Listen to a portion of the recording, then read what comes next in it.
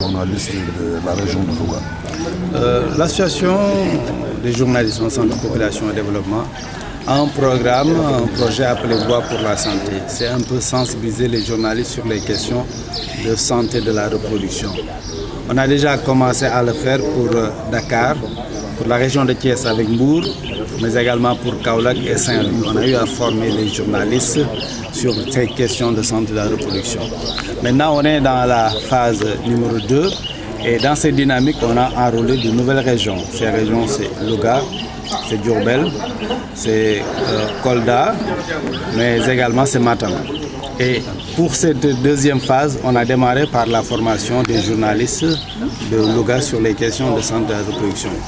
Notre ambition, c'est d'outiller, de capaciter ces journalistes-là sur les questions de santé de la reproduction pour leur permettre de mieux aborder les questions de santé de la reproduction dans le traitement de l'information.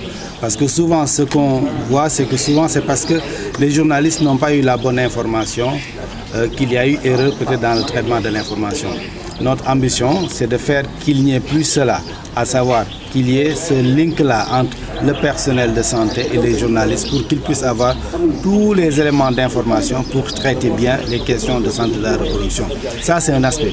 L'autre aspect, c'est qu'on se rend compte en ce 21e siècle que c'est inadmissible qu'il y ait des femmes qui perdent la vie en donnant la vie.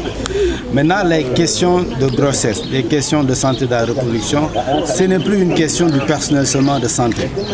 Nous autres journalistes, on a un rôle à jouer, notamment dans le volet de la sensibilisation. Souvent, on se rend compte qu'il y a des difficultés tout simplement parce que la personne n'a pas eu la bonne information. C'est dans cette dynamique que nous, on va s'inscrire pour sensibiliser et outiller les journalistes qui sont dans les régions pour leur permettre d'avoir les capacités nécessaires pour traiter les questions de santé de la reproduction, ainsi appuyer le développement du Sénégal pour qu'on n'ait plus ces grossesses non désirées, pour qu'on n'ait plus ces femmes-là qui accouchent et qui perdent la vie. Parler de la santé de la reproduction, on passe généralement qu'à la femme. Pourtant, l'homme est concerné. Oui, c'est parce que tout simplement, pendant longtemps, les gens pensaient que quand on parlait de santé de la reproduction, c'est tout simplement une histoire de grossesse, une histoire d'accouchement. Alors qu'en réalité, le volet sensibilisation est très important dans cette dynamique. Et donc, il faudrait que les hommes soient sensibilisés sur tout ce qui touche à la santé de la mère et de l'enfant.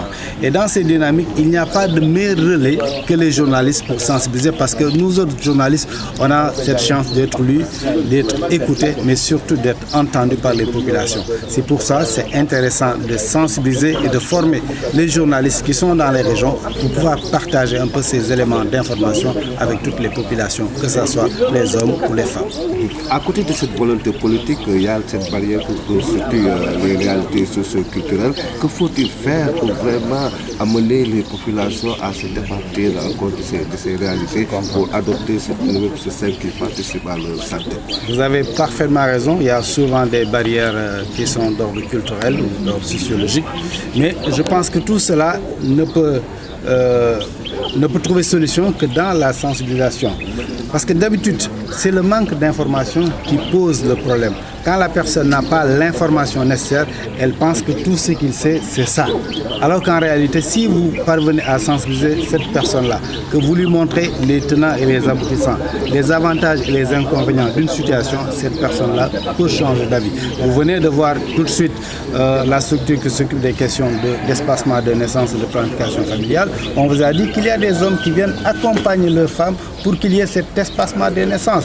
Donc, tout est question d'information. Et si vous informez les hommes sur cette question-là, notamment sur la planification familiale, parce que pour beaucoup, la planification familiale, c'est la limitation des naissances. Alors qu'en réalité, c'est l'espacement des naissances pour la bonne santé de la mère et de l'enfant. Et si vous expliquez ça aux hommes, je pense qu'ils sont dans la dynamique d'adopter un peu ce comportement-là pour un peu booster et accompagner la bonne santé de la mère et de l'enfant. Voilà, si on a président, est-ce que